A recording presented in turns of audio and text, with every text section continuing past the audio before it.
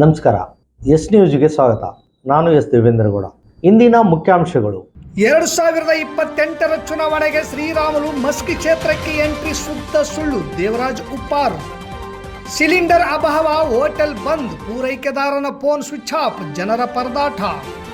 ಕುಡಿಯುವ ನೀರಿಗಾಗಿ March 16ರಿಂದ 27ರವರೆಗೆ TB ಡ್ಯಾಂನಿಂದ ನೀರು ಬಿಡುಗಡೆ. ರಾಘವೇಂದ್ರ ಕ್ಯಾಂಪಿನಲ್ಲೇ ಪಡಿತರ ವಿತರಣೆ ಮಾಡುವಂತೆ ಕ್ಯಾಂಪಿನ ಪಡಿತರದಾರರಿಂದ ಮನವಿ.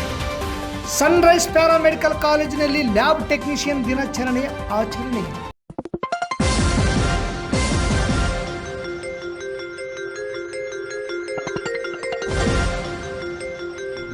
ಎಸ್ ನ್ಯೂಸ್, ಇದು ನಿಮ್ಮ ಧ್ವನಿ. ವಾರ್ತೆಗಳ ವಿವರ. 2028ರ ಮಸ್ಕಿ ವಿಧಾನಸಭಾ ಕ್ಷೇತ್ರದ ಸಾರ್ವತ್ರಿಕ ಚುನಾವಣೆಯಲ್ಲಿ ಬಿಜೆಪಿ ಪಕ್ಷದ ಅಭ್ಯರ್ಥಿಯಾಗಿ ಪ್ರತಾಪ್ಗೌಡ ಪಾಟೀಲ್ ಆಯ್ಕೆಯಾಗಿ ಅತ್ಯಂತ ಅಧಿಕ ಮತಗಳಿಂದ ಚುನಾವಣೆಯಲ್ಲಿ ಗೆಲುವು ಸಾಧಿಸುವುದು 100ಕ್ಕೆ 100ರಷ್ಟು ಸತ್ಯ ಎಂದು ಬಿಜೆಪಿ ಪಕ್ಷದ ಮುಖಂಡ ದೇವರಾಜ್ ಉಪ್ಪಾರ್ ಜಾಲವಾಡಿಗೆ ಹೇಳಿದರು. ಈ ಕುರಿತು ಮಾತನಾಡಿದ ಅವರು, ರಾಜ್ಯದಲ್ಲಿ ಕಳೆದ ಅವಧಿಯಲ್ಲಿ ಬಿಜೆಪಿ ಸರ್ಕಾರ ಅಧಿಕಾರಕ್ಕೆ ಬರಲು ಮಾಜಿ ಮುಖ್ಯಮಂತ್ರಿ ಬಿಎಸ್ ಯಡಿಯೂರಪ್ಪ ಸೇರಿ ಬಸವರಾಜ ಬೊಮ್ಮಾಯಿ ಅವರು ಮುಖ್ಯಮಂತ್ರಿಯಾಗಲು ಮಾಜಿ ಶಾಸಕ ಪ್ರತಾಪ್ಗೌಡ ಪಾಟೀಲರು ಪ್ರಮುಖರಾಗಿದ್ದಾರೆ. ಜೊತೆಗೆ ಮಸ್ಕಿ ಕ್ಷೇತ್ರದ 224 ಬೂತ್ ಮಟ್ಟದಲ್ಲಿ ಪಕ್ಷ ಸಂಘಟನೆಯಲ್ಲಿ ನಿರಂತರವಾಗಿ ನಿಷ್ಠಾವಂತ ಕಾರ್ಯಕರ್ತರ ರೀತಿಯಲ್ಲಿ ಕೆಲಸ ಮಾಡುತ್ತಿದ್ದು, ಬಿಜೆಪಿ ಪಕ್ಷವು ಇಂತಹ ನಿಷ್ಠಾವಂತ ಮುಖಂಡರಿಗೆ ಯಾವತ್ತೂ ಕೂಡ ಕೈ ಬಿಡುವುದಿಲ್ಲ. ಮಾಜಿ ಸಚಿವ ಶ್ರೀರಾಮುಲು 2028ರ ವಿಧಾನಸಭಾ ಚುನಾವಣೆಗೆ ಮಸ್ಕಿ ಕ್ಷೇತ್ರಕ್ಕೆ ಎಂಟ್ರಿ ಕೊಡಲಿದ್ದಾರೆ ಎಂದು ಹಬ್ಬಿದ ಗಾಳಿ ಸುದ್ದಿಯು ಮಸ್ಕಿ ವಿಧಾನಸಭಾ ಕ್ಷೇತ್ರದಲ್ಲಿ ಗೊಂದಲವನ್ನುಂಟು ಮಾಡುವ ಕಾರ್ಯವನ್ನು ಕೆಲವರು ಮಾಡುತ್ತಿದ್ದಾರೆ. ಇದು ಅಪ್ಪಟ ಶುದ್ಧ ಸುಳ್ಳು. ಯಾರು ಈ ರೀತಿಯಲ್ಲಿ ಗೊಂದಲ ಸೃಷ್ಟಿ ಮಾಡುತ್ತಿದ್ದಾರೆ ಎನ್ನುವುದು ನಮಗೆ ಚೆನ್ನಾಗಿ ಗೊತ್ತು. ಅವರಿಗೆ ಸೂಕ್ತ ಸಮಯದಲ್ಲಿ ಉತ್ತರವನ್ನು ನಾವು ಕೊಡುತ್ತೇವೆ. ಈಗಾಗಲೇ ಬಿಜೆಪಿ ಪಕ್ಷದ ರಾಜ್ಯಾಧ್ಯಕ್ಷರು ಸೇರಿದಂತೆ ರಾಜ್ಯದ ಪ್ರಮುಖ ಮುಖಂಡರು ಹೇಳಿದ್ದಾರೆ. ಕಾರಣ ಯಾರು ಈ ರೀತಿಯ ಸುಳ್ಳು ಸುದ್ದಿಗಳಿಗೆ ಕಿವಿಗೊಡದೆ ಪಕ್ಷ ಸಂಘಟನೆಯಲ್ಲಿ ತೊಡಗಿರುವ ಮಾಜಿ ಶಾಸಕ ಪ್ರತಾಪ್ಗೌಡ ಪಾಟೀಲ್ ಅವರೊಂದಿಗೆ ಕೈಜೋಡಿಸಿ ಪಕ್ಷ ಸಂಘಟನೆಗೆ ಮುಂದಾಗಿ ಹಾಗೂ ಮುಂಬರುವ 2028ರ ವಿಧಾನಸಭಾ ಚುನಾವಣೆಗೆ ಅಭೂತಪೂರ್ವ ಗೆಲುವು ಪಡೆಯುವ ಮೂಲಕ ಆಯ್ಕೆ ಮಾಡುವ ಕಾರ್ಯದಲ್ಲಿ ಮುಂದಾಗಬೇಕೆಂದು ತಿಳಿಸಿದರು. ಆದರೆ ಶ್ರೀರಾಮುಲು ಅವರು ಮಸ್ಕಿ ಕ್ಷೇತ್ರದ ಬಿಜೆಪಿ ಅಭ್ಯರ್ಥಿಯಾಗಬೇಕು ಎಂದು ಮಸ್ಕಿಯಿಂದ ಬಿಜೆಪಿಯ ಕೆಲವು ಮುಖಂಡರು ಬಳ್ಳಾರಿಗೆ ಹೋಗಿ ಶ್ರೀರಾಮುಲು ಅವರನ್ನು ಭೇಟಿ ಮಾಡಿ ಅವರನ್ನು ಒಪ್ಪಿಸಿ ಭಾಷೆ ಪಡೆದು ಬಂದ ವಿಚಾರ ಈಗಾಗಲೇ ಸ್ವತಃ ಎಸ್ ನ್ಯೂಸ್ಗೆ ತಿಳಿಸುವ ಜೊತೆಗೆ ವಿಡಿಯೋ ಹಂಚಿಕೊಂಡಿದ್ದಾರೆ. ಶ್ರೀರಾಮುಲು ಮಸ್ಕಿ ಕ್ಷೇತ್ರದ ಅಭ್ಯರ್ಥಿ ಆಗುತ್ತಾರೋ ಇಲ್ಲವೋ ಎನ್ನುವುದು ಖಚಿತವಾಗಲು ಕನಿಷ್ಠ ಇನ್ನೂ 1 ವರ್ಷವಾದರೂ ಎಲ್ಲರೂ ಕಾಯಲೇಬೇಕು. ಸಿಲಿಂಡರ್ ಅಭಾವದಿಂದ ಸಿಲಿಂಡರ್ ಪೂರೈಕೆ ಮಾಡುವವರು ತಮ್ಮ ಮೊಬೈಲ್ ಫೋನ್ ಸ್ವಿಚ್ ಆಫ್ ಮಾಡಿಕೊಂಡ ಕಾರಣ ಗ್ರಾಹಕರು ಆತಂಕಗೊಂಡಿದ್ದಾರೆ. ಇರಾನ್ ಅಮೆರಿಕ ಯುದ್ಧದ ಪರಿಣಾಮ ರಾಜ್ಯಾದ್ಯಂತ ಸಿಲಿಂಡರ್ ಕೊರತೆಯಾದಂತೆ ತಾಲೂಕಿನಲ್ಲಿಯೂ ಸಹ ಸಿಲಿಂಡರ್ ಸಿಗದೆ ಜನರು ಪರದಾಡುವಂತಾಗಿದೆ. ವಾಣಿಜ್ಯ ಸಿಲಿಂಡರ್ ಅಭಾವವಾಗಿದ್ದು ನಿಜ, ಆದರೆ ಮನೆಗಳಿಗೆ ಪೂರೈಕೆ ಮಾಡುವ ಸಿಲಿಂಡರ್ ಕೊರತೆಯಾಗಿದ್ದು ನಿಜವೇ? ಯಾರು ಕೃತಕ ಅಭಾವ ಸೃಷ್ಟಿ ಮಾಡುವವರು ಮನೆ ಬಳಕೆ ಸಿಲಿಂಡರ್ ಕೊರತೆ ಇಲ್ಲ ಎಂದು ಸಚಿವರು ಹೇಳುತ್ತಾರೆ.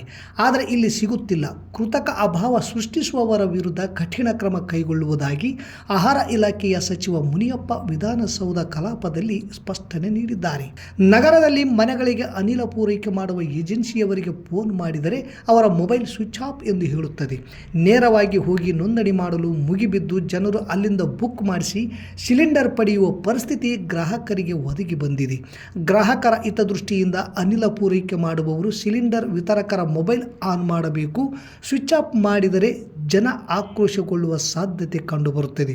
ನಗರದ ಬಸ್ ನಿಲ್ದಾಣ ಹತ್ತಿರ ಇರುವ ಬೃಂದಾವನ್ ಹೋಟೆಲ್ ಮಾಲೀಕ ಸುರೇಶನನ್ನು ಮಾತನಾಡಿಸಿದಾಗ, ನಮಗೆ ಗ್ಯಾಸ್ ಬೇಕು ಎಂದು ಫೋನ್ ಮಾಡಿದರೆ ಫೋನ್ ಬಂದಾಗಿದೆ. ಗ್ರಾಹಕರಿಗೆ ತೊಂದರೆಯಾಗಬಾರದು ಎಂಬ ಉದ್ದೇಶದಿಂದ ನಾವು ಕಟ್ಟಿಗೆಯಲ್ಲೇ ತಿಂಡಿ ಮಾಡಿ ಕೊಡುತ್ತಿದ್ದು, ಈಗ ದೋಸೆ ಪೂರಿ ಬಂದ್ ಮಾಡಲಾಗಿದೆ ಎಂದರು. ಬಸ್ ನಿಲ್ದಾಣದ ಮಳಿಗೆಯಲ್ಲಿರುವ ಕೀರ್ತಿ ಉಡುಪಿ ಹೋಟೆಲ್ ಸಂಪೂರ್ಣ ಬಂದ್ ಮಾಡಲಾಗಿದೆ. ಮನೆ ಬಳಕೆ ಸಿಲಿಂಡರ್ ಕೊರತೆ ಇಲ್ಲ. ಜನರು ಗಾಬರಿಗೆ ಬಿದ್ದು ಎಲ್ಲಿ ಗ್ಯಾಸ್ ಸಿಗುತ್ತಿಲ್ಲ ಎನ್ನುವ ಉದ್ದೇಶದಿಂದ ಗ್ಯಾಸ್ ಬುಕ್ ಮಾಡುತ್ತಿದ್ದು, ಯಾರು ಗಾಬರಿ ಆಗುವ ಅವಶ್ಯಕತೆ ಇಲ್ಲ. ನಮ್ಮಲ್ಲಿ ಸಿಲಿಂಡರ್ ಸಂಗ್ರಹ ಇವೆ ಎಂದು ಆಹಾರ ಇಲಾಖೆಯ ಆನಂದ್ ಮೋಹನ್ ಮಾಹಿತಿ ನೀಡಿದರು. ಗ್ಯಾಸ್ ಬುಕ್ ಮಾಡಲು ಜನರು ಕಚೇರಿಗೆ ಮುಗಿಬಿದ್ದ ಕಾರಣ ಗಲಾಟೆಯಾಗದಂತೆ ನೋಡಿಕೊಳ್ಳುವ ಉದ್ದೇಶದಿಂದ ಗ್ಯಾಸ್ ಕಚೇರಿಗಳಿಗೆ ಪೊಲೀಸ್ ಸಿಬ್ಬಂದಿಗಳನ್ನು ನೇಮಕ ಮಾಡಲಾಗಿದೆ.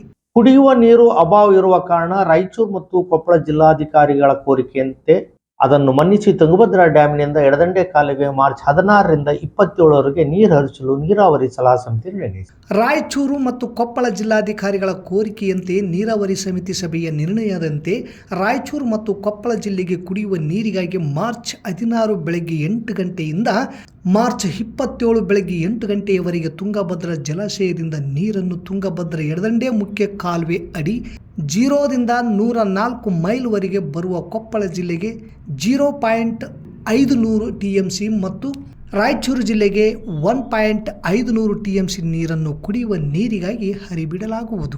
ಜಿಲ್ಲೆಯಲ್ಲಿ ಕುಡಿಯುವ ನೀರಿಗಾಗಿ ಕೆರೆಗಳಲ್ಲಿ ಸಂಗ್ರಹಿಸಿದ ನೀರು ಕಡಿಮೆಯಾಗುತ್ತಿದ್ದು, ಈ ಕುರಿತು ಶಾಸಕರು ಸಭೆ ನಡೆಸಿ ನೀರು ಬಿಡಿಸಲಾಗುವುದು. ಎಲ್ಲರೂ ಸರಿಯಾಗಿ ನೀರನ್ನು ಕೆರೆಗಳಲ್ಲಿ ತುಂಬಿಕೊಂಡು ನೀರಿನ ಅಭಾವ ಆಗದಂತೆ ನೋಡಿಕೊಳ್ಳಿ ಎಂದು PDOಗಳಿಗೆ ಸೂಚನೆ ನೀಡಿದ್ದರು. ಅದರಂತೆ ನೀರು ಮಾರ್ಚ್ 16ರಿಂದ ಬರುತ್ತಿದ್ದು, ಸಿಂಧನೂರು ನಗರದ ಕುಡಿಯುವ ನೀರು ನೀಗಿಸುವ ತುರ್ವಿಹಾಳ್ ಮತ್ತು ಸಿಂಧನೂರು ಕೆರೆ ತುಂಬಿಸುವ ಜವಾಬ್ದಾರಿ ನಗರಸಭೆ ಮೇಲಿದ್ದು, ಅದರಂತೆ ಹಳ್ಳಿಗಳಲ್ಲಿರುವ ಸರ್ಕಾರಿ ಹಾಗೂ ಖಾಸಗಿ ಕೆರೆಗಳನ್ನು ತುಂಬಿಸಿಕೊಂಡು ಮೇ ಅಂತ್ಯದವರೆಗೂ ನೀರಿನ ಅಭಾವ ಆಗದಂತೆ ನೋಡಿಕೊಳ್ಳುವ ಜವಾಬ್ದಾರಿ ನಗರಸಭೆ ಮತ್ತು ತಾಲೂಕಾ ಪಂಚಾಯತ್ ಅಧಿಕಾರಿಗಳ ಮೇಲಿದ್ದು, ಸರಿಯಾಗಿ ನಿಭಾಯಿಸಿ ನೀರಿನ ಅಭಾವ ಆಗದಂತೆ ನೋಡಿಕೊಳ್ಳಿ ಎನ್ನುವುದು ಸಾರ್ವಜನಿಕರ ಅನಿಸಿಕೆಯಾಗಿದೆ. ತಾಲೂಕಿನ ರಾಘವೇಂದ್ರ ಕ್ಯಾಂಪಿನಲ್ಲಿ ಒಟ್ಟು 83 ಜನ ಪಡಿತರ ಕಾರ್ಡುದಾರರಿದ್ದು, ಇದರಲ್ಲೂ ಕೂಡ ಅರ್ಧ ಪಡಿತರದಾರರು ತುರಿವಾಳಿಗೆ, ಇನ್ನರ್ಧ ಪಡಿತರದಾರರು ಗುಂಜಳ್ಳಿ ಕ್ಯಾಂಪ್ಗೆ ಸಂಬಂಧಪಟ್ಟಿವೆ. ಇಂತಹ ಪರಿಸ್ಥಿತಿಯಿಂದ ನಮಗೆ ಹಲವು ತೊಂದರೆಗಳು ಎದುರಾಗುತ್ತಿವೆ.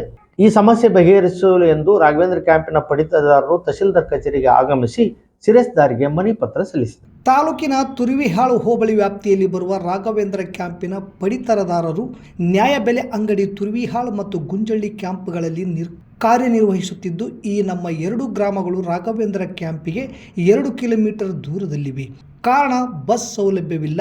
ಮಧ್ಯದಲ್ಲಿ ರಾಜ್ಯ ಹೆದ್ದಾರಿ ಇರುವುದರಿಂದ ಯಾವ ವಾಹನಗಳು ನಿಲ್ಲಿಸುವುದಿಲ್ಲ. ಈ ಪ್ರದೇಶ ಅಪಘಾತ ಸಂಭವಿಸುವ ವಲಯವೆಂದು ಗುರುತಿಸಲಾಗಿದೆ. ಬಹುತೇಕ ಕುಟುಂಬಗಳು ಕೂಲಿ ಕಾರ್ಮಿಕರು, ವಯೋವೃದ್ಧರು ಹಾಗೂ ಮಹಿಳೆಯರ ಮೇಲೆ ಅವಲಂಬಿತವಾಗಿದೆ. 2 ಕಿಲೋಮೀಟರ್ ದೂರದ ನ್ಯಾಯಬೆಲೆ ಅಂಗಡಿಗೆ ತೆರಳಿ ಪಡಿತರ ತರಲಿಕ್ಕೆ ಕಷ್ಟಕರವಾಗುತ್ತಿದೆ. ಕಾರಣ ಸರ್ಕಾರ 80ಕ್ಕೂ ಹೆಚ್ಚು ಜನಸಂಖ್ಯೆ ಇರುವ ಪ್ರದೇಶದಲ್ಲೇ ಪಡಿತರ ಹಂಚುವುದು ಕಡ್ಡಾಯವೆಂದು ಆದೇಶ ಮಾಡಿದೆ. ಸರ್ಕಾರದ ನಿಯಮಾನುಸಾರ ನಮ್ಮ ರಾಘವೇಂದ್ರ ಕ್ಯಾಂಪಿನಲ್ಲೇ ಪಡಿತರ ವಿತರಣೆ ಮಾಡುವಂತೆ ಮನವಿ ಮಾಡಿದರು. ನಾವು ಕಳೆದ 2 ತಿಂಗಳಿನಿಂದ ಬರಬೇಕಾದ ಸುಮಾರು 40 ಕ್ವಿಂಟಲ್ ಆಹಾರ ಧಾನ್ಯ ದಾಸ್ತಾನು ಸ್ವೀಕರಿಸದೆ ನ್ಯಾಯಬೆಲೆ ಅಂಗಡಿಯಲ್ಲೇ ಬಿಟ್ಟು ಬಂದಿದ್ದೇವೆ.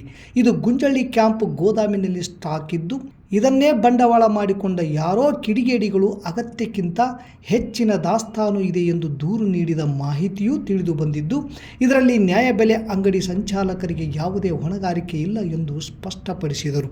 ಹೆಚ್ಚುವರಿ ದಾಸ್ತಾನು ನಮ್ಮ ರಾಘವೇಂದ್ರ ಕ್ಯಾಂಪಿನ ಪಡಿತರದಾರರ ದಾಸ್ತಾನು ಆಗಿದೆ. ನಾವು ಸ್ವೀಕರಿಸದೆ ಬಿಟ್ಟಿರುವುದರಿಂದ ಉಳಿದಿದೆ. ದೂರು ನೀಡಿರುವ ವ್ಯಕ್ತಿ ರಾಘವೇಂದ್ರ ಕ್ಯಾಂಪ್ ಅಥವಾ ನ್ಯಾಯಬೆಲೆ ಅಂಗಡಿ ವ್ಯಾಪ್ತಿಗೆ ಸೇರಿದವರಲ್ಲ. ದೂರದ ದುಮತಿ ಗ್ರಾಮದ ನಿವಾಸಿಯಾಗಿದ್ದು, ಕ್ಯಾಂಪಿನ ವಾಸ್ತವದ ಪರಿಸ್ಥಿತಿ ಹಾಗೂ ಸಮಸ್ಯೆಗಳ ಬಗ್ಗೆ ಆತನಲ್ಲಿ ತಿಳುವಳಿಕೆ ಇಲ್ಲ. ಕಾರಣ ದೂರಿನ ಆಧಾರದ ಮೇಲೆ ನ್ಯಾಯಬೆಲೆ ಅಂಗಡಿ ಸಂಚಾಲಕರ ಮೇಲೆ ಯಾವುದೇ ಕ್ರಮ ತೆಗೆದುಕೊಳ್ಳುವುದು ನ್ಯಾಯಸಮ್ಮತವಲ್ಲ ಎಂದು ರಾಘವೇಂದ್ರ ಕ್ಯಾಂಪಿನ ಪಡಿತರದಾರರು ಅಭಿಪ್ರಾಯಪಟ್ಟರು. ಈ ವಿಷಯದ ಕುರಿತು ಪಡಿತರ ಸಂಚಾಲಕರು ಕೆ. ರಾಜಶೇಖರ್ ತುರ್ವಿಹಾಳ್ ಅವರನ್ನು ಕೇಳಿದಾಗ, ನ್ಯಾಯಬೆಲೆ ಅಂಗಡಿ ಸಂಚಾಲಕರು ಸರ್ಕಾರದ ನಿಯಮಾನುಸಾರ 80ಕ್ಕೂ ಹೆಚ್ಚು ಜನವಿರುವ ಪ್ರದೇಶದಲ್ಲಿ ಪಡಿತರ ಹಂಚಲು ಆದೇಶ ಮಾಡಿದೆ ನಿಜ. ಆದರೆ ಅಧಿಕಾರಿಗಳ ಅನುಮತಿ ಇಲ್ಲದೆ ಬೇರೆ ಸ್ಥಳಕ್ಕೆ ತೆರಳಿ ಪಡಿತರ ವಿತರಣೆ ಮಾಡಲು ನಮಗೆ ಅವಕಾಶವಿಲ್ಲ ಎಂದರು. ಈ ವೇಳೆ ಮಸ್ಕಿ ತಾಲೂಕು ಕಾಂಗ್ರೆಸ್ SC ಮೋರ್ಚಾ ಅಧ್ಯಕ್ಷ ಸೋಮನಾಥ್ ಮಾಟೂರ್, ಪಟ್ಟಣ ಪಂಚಾಯಿತಿ ಸದಸ್ಯ ವೆಂಕಟೇಶ್ ನಾಯಕ್, ಹಮಾಲರ ಸಂಘದ ಅಧ್ಯಕ್ಷ ಮರಿಯಪ್ಪ ಮೇಸ್ತ್ರಿ, ರಾಘವೇಂದ್ರ ಕ್ಯಾಂಪಿನ ನಿವಾಸಿಗಳಾದ ಯಮನೂರ್ ನಾಯಕ್, ನೀಲಕಂಠಪ್ಪ, ರಮೇಶ್ ಮರಾಠ, ವೀರೇಶ್, ರಾಮಣ್ಣ, ಮುದುಕಪ್ಪ ಗೋನಾಳ್, ಹುಲ್ಗಪ್ಪ ತಾವರಗೇರ, ಹನುಮಂತ ಸೇರಿದಂತೆ ಹಲವಾರು ಜನರಿದ್ದರು. ಈ ದಿನದಿಂದ ಏನು ಮಾಡಿಸಿದ್ರು, ದಾಸ್ತಾನು ಪಡಿತರ ಚೀಟಿ ದಾಸ್ತಾನುಗಳನ್ನು ಹಂಚಿಕೆಯಲ್ಲಿ ಅರ್ಧ ನಮ್ಮ ಕ್ಯಾಂಪ್ನಲ್ಲಿ ಇರ್ತಕ್ಕಂಥ ನಿವಾಸಿಗಳ ಅರ್ಧ ಕಾರ್ಡುಗಳು ತುರುವಾಡು ಮತ್ತು ಗುಂಜಳ ಕ್ಯಾಂಪ್ ಮಧ್ಯೆ ಇರ್ತಕ್ಕಂಥದ್ದು ಅಲ್ಲಿಗೆ ಬಂದು ಈಗ ಇಂದಿನಿಂದ ಅಲ್ಲಿಗೆ ರಾಘವೇಂದ್ರ ಕ್ಯಾಂಪಿಗೆ ಗುರುತಿಸಿ ರೇಷನ್ ಕೊಡೋಂಥ ವ್ಯವಸ್ಥೆ ಇತ್ತು. ಕೆಲವೊಂದು ಏನು ತಾಂತ್ರಿಕ ದೋಷ ಆಗಿದ್ದರಿಂದ ಈಗ ಪಡಿತರ ಹಂಚಿಕೆದಾರರು ಏನಂದರು, ಇಲ್ಲಪ್ಪ ನಮ್ಮಿಂದಲ್ಲಿ ಕೊಡೋಕ್ಕಾಗಲ್ಲ, ನೀವು ತುರುವಾಳಿಗೆ ಬಂದು ತಗರಿ ಅನ್ನೋ ಮಾತಂತ ಹೇಳಿದರು. ಅಲ್ಲಿ ನಮಗಿರ್ತಕ್ಕಂಥ ಸಮಸ್ಯೆ ಏನಾಗುತ್ತಂದರೆ, ಇಲ್ಲಿ ಕ್ಯಾಂಪು ಗುಂಜಳ ಕ್ಯಾಂಪ್ 2 ಕಿಲೋಮೀಟ್ರ್ ಆಗುತ್ತೆ, ತುರುವಾಳ 2 ಕಿಲೋಮೀಟ್ರ್ ಆಗುತ್ತೆ. ಅಲ್ಲಿ ಗಾಡಿ ಇದ್ದವರು ಇದ್ದಾರೆ, ಇಲ್ಲಾರ್ದವ್ರು ಇದ್ದಾರೆ, ಮುಜವರು ಇದ್ದಾರೆ, ಅಂಗವಿಕಲರು ಇದ್ದಾರೆ. ಎಲ್ಲರೂ ಕೂಡ ಈಗ ಒಂದು 2 ತಿಂಗಳ ಭಾಳ ಸಮಸ್ಯೆ ಆಗಿದೆ ನಮಗೆ. ಈಗ ಅಲ್ಲೇ ಬಂದು ಕೊಡೋದ್ರಿಂದ ಎಲ್ಲರಿಗೂ ಕೂಡ ಅನುಕೂಲ ಆಗ್ತದೆ, ಬಂದು ರೇಷನ್ ತೊಗೊಂಡು ಹೋಗ್ತಾರೆ. ಈಗ ಪ್ರತಿನಿತ್ಯ ತುರಾಳಿಗೆ ಹೋಗ್ಬೇಕಂತ ಬಂದ್ರೆ 2-3 ಕಿಲೋಮೀಟ್ರ್, ಅಲ್ಲಿ ಎಲ್ಲರಿರ್ತಕ್ಕಂಥ ಲೇಬರ್ ಜನ ಇದ್ದಾರೆ, ಕೂಲಿ ಕಾರ್ಮಿಕರು ಇದ್ದಾರೆ. ಇವತ್ತು ದಿನನಿತ್ಯ ಒಂದು ಗ್ಯಾಸ್ ತರಬೇಕಂದ್ರೆ ತುರಾಳಿಗೆ ಹೋಗ್ಬೇಕು, ಅದನ್ನು ಕೂಲಿ ಬಿಟ್ಟು ಹೋಗ್ಬೇಕು. ಒಂದು ರೇಷನ್ ತರಬೇಕಂದ್ರೆ ತುರಾಳಿಗೆ ಹೋಗಿ ರೇಷನ್ ತರಬೇಕಂದ್ರೆ ಈ ವ್ಯವಸ್ಥೆಯಿಂದಾಗಿ ಜನರು ಏನಾಗ್ತಾರೆ ಅಂದ್ರೆ ದುಡಿಮೆ ಬಿಟ್ಟು ಕಳಿಸಿ ಇಂಥವೆಲ್ಲ ಸಣ್ಣ ಪುಟ್ಟ ಕೆಲಸಕ್ಕೆ ಅಡ್ಡಾಡಬೇಕು ಅಂತ. ಅದೇ ರೀತಿಯಾಗಿ ನಾವು ಒಟ್ಟಾರೆಯಾಗಿ ಇವತ್ತು ಬಂದು ಮನೆ ಮಾಡ್ತಕ್ಕಂಥ ಎಲ್ಲರೂ ಮನೆಗಳಿದ್ದಾವೆ, ಅದಕ್ಕೆ ಅನುಕೂಲ ಇಲ್ಲ ಅಂತಂದ್ರೆ ನಮ್ಮ ಮುಂಜಾನೆ ಕ್ಯಾಂಪ್ ಬಸವಣ್ಣ ದೇವಸ್ಥಾನದಲ್ಲಿ ಇರ್ತಾರೆ. ಆ ಕ್ಯಾಂಪ್ ಸ್ಟಾಕ್ ಇಲ್ಲಿ ಇರ್ತದೆ, ಇಲ್ಲಿ ತಗೊಂಡು ಹೋಗಿ ಅವ್ರಿಗೆ ಕೊಡ್ತಾರೆ. ಅವ್ರು ಏನು ಮಾಡ್ಯಾರ, ಇಲ್ಲಿ ಅಕ್ರಮ ಮಾಡ್ತಾರಂತ ಅಂದರು. ಅದು ಆಗಿಲ್ಲ, ಸಾಧ್ಯ ಇಲ್ಲ. ನಾವು ತಯಾರಾಗಿರ್ತೀವಲ್ಲ, ನಮಗೆ ಗೊತ್ತು. ನಾವು ಹುಡುಗಿ ಕೊಟ್ಟಿವಿ, ನಮ್ಮ ಮ್ಯಾಗ ಇದಾಗುತ್ತೆ. ಅವ್ರ 8 ವರ್ಷ ನಮ್ಮಲ್ಲಿ ಇದು ಮಾಡೋದು ನಾಳೆ ಏನು ಅಕ್ರಮ ಇಲ್ಲ ನಮ್ಮ ಉದ್ದೇಶ.